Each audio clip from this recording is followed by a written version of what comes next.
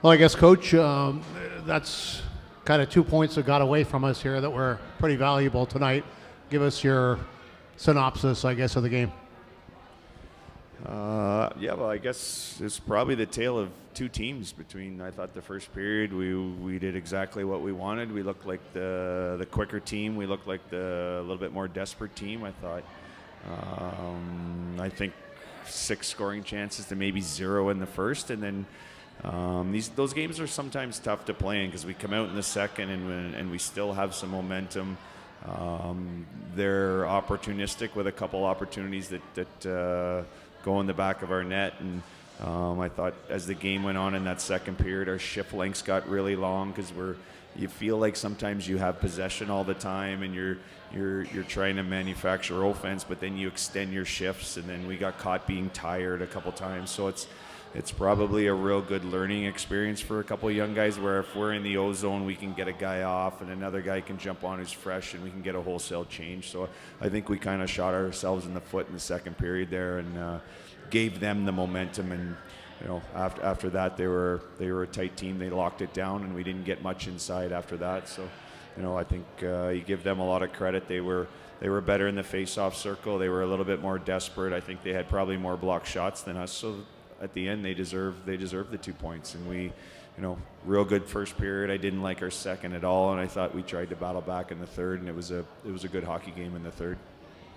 You had a lot of hockey around the New Year's. You played the back-to-back games with London, then came right back again with the game against Brantford, and the team was on a roll. Was it almost a disadvantage to have like a full week off before you played again? Because and I realize you want to have time to heal and all the rest, but when you're on a roll, do you want to sort of keep going? Yeah, at times you do. I think we've got some guys that a little bit tired, potentially mentally. We're lucky enough not to have a whole lot of injuries.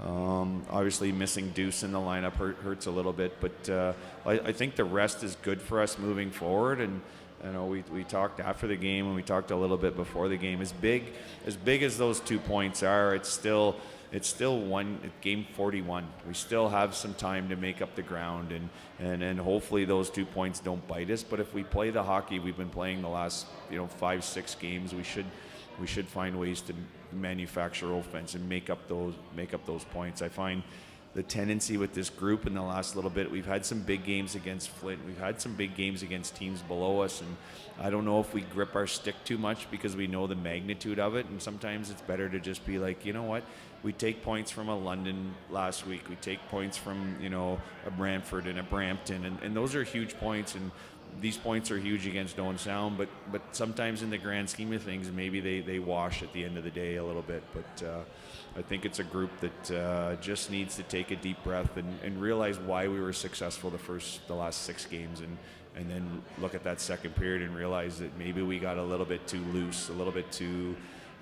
comfortable trying to make high-risk plays. And the trade deadline came and went, so does that mean maybe less off-ice distraction, knowing that all the guys are going to be there? This is going to be the group going forward. Yeah, for sure. It's a tough week for those guys, right? They're, young men, 16 and 20, and the overages are wondering what's going on.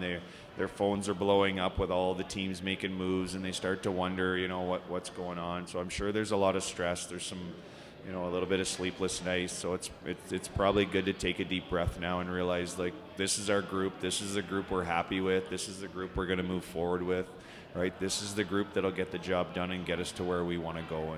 And, we've seen those signs. And Dave Matsos named assistant coach. What does he bring to the team?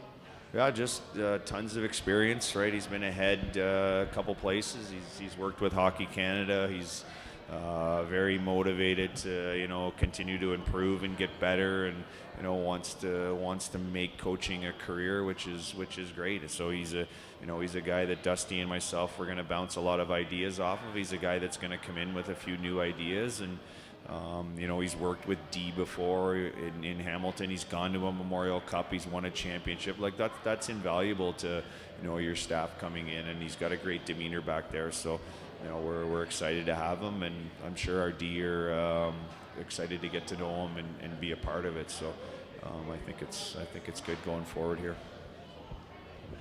And speaking of the trade deadline, you kept all three overagers this year. I mean, what is it like having them, around for the rest of the year, being able to finish their careers in a Sting uniform? Yeah, I think it's huge for them, right? I think the last little bit with us a couple years ago taking a run, and then being in a situation where we're looking to recoup some assets back.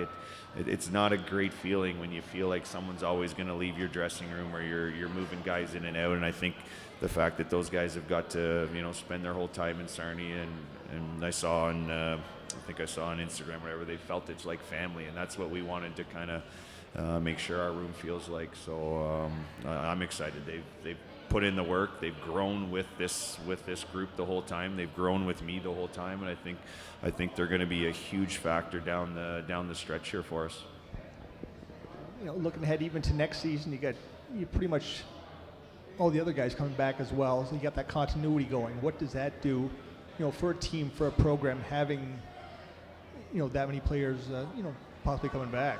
Yeah, I think it's exciting moving forward. I mean, I wish we could fast forward 2 years to when Dio and Beck and Huey and all those guys are a little bit older, but that's the excitement, right? We roll out a power play with two 16-year-olds on the flanks trying to run plays, and the experience they're going to get from this, being in the mix and being in a playoff hunt early on, right from now on. And we all know how the second half of the season goes.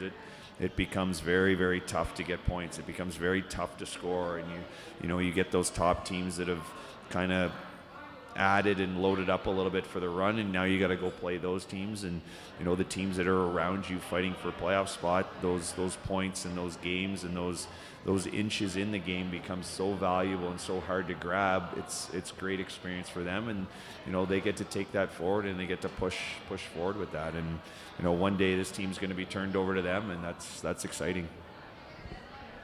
Last question. I know you've kind of done some work over the years with the Junior Sting. I was wondering if you'd done anything, years ago, maybe in the summer back when, Landon Hookie was still in the program. Yeah, I've had a few of those guys around.